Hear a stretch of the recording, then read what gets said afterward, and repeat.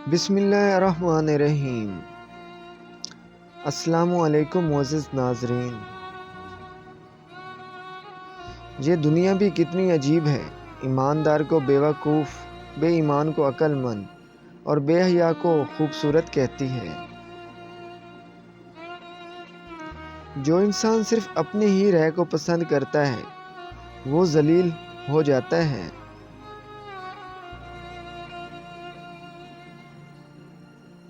بدترین انسان وہ ہے جو لوگوں کے عیبوں کے پیچھے لگا رہے اور اپنے عیبوں پر کبھی بھی نگاہ نہ کرے۔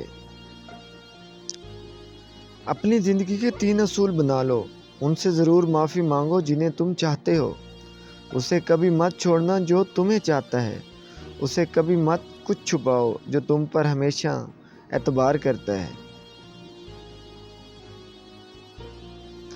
3 افراد ایسے ہیں جن کے رزق میں اللہ کبھی برکت نہیں ڈالتا۔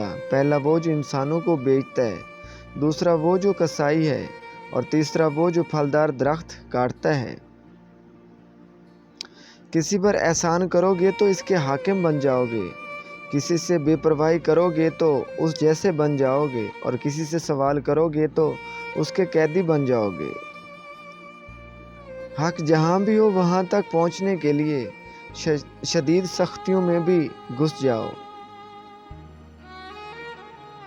بڑا انسان وہ ہے جس کی محفل میں کوئی خود کو کبھی چھوٹا نہ سمجھے۔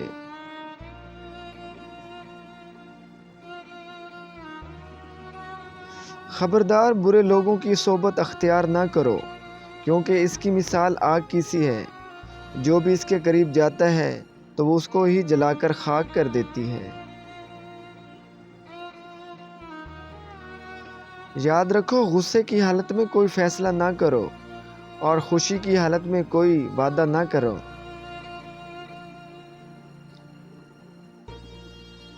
دوستی اور محبت ان سے کرو جو نبھاتا ہے، نفرت ان سے کرو جو بھلانا جانتے ہو، اور غصہ ان پر کرو جو منانا جانتے ہو۔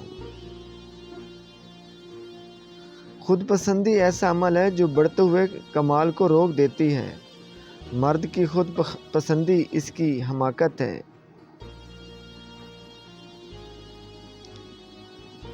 تنہائی میں کیے گئے گناہوں کے انجام سے ڈرو، کیونکہ ان گناہوں کا گواہ خود اللہ پاک ہے۔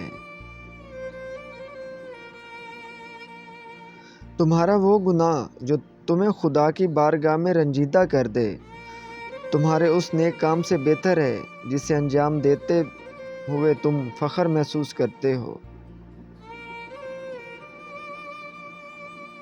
تجربہ انسان کو غلط فیصلے سے بچاتا ہے، مگر تجربہ غلط فیصلے سے ہی حاصل ہوتا ہے۔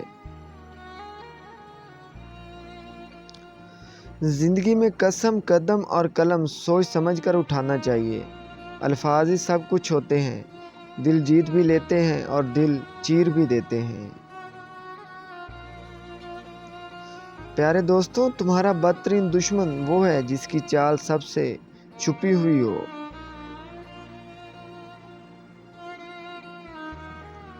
جو سب سے زیادہ وحشت ناک چیز ہے وہ خود پسندی ہے۔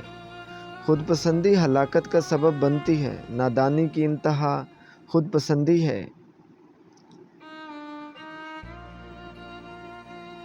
خود پسندی ایسی چیز ہے جو عقل کو برباد کر دیتی ہے۔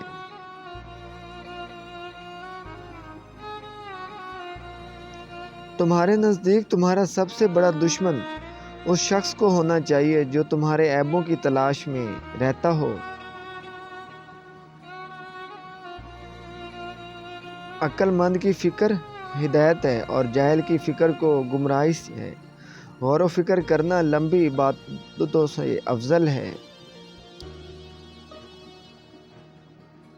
زبان اور جسم کے ساتھ لوگوں سے گھل مل جاؤ، مگر اپنے اعمال اور دل کے ذریعے ان سے جدا ہو جاؤ۔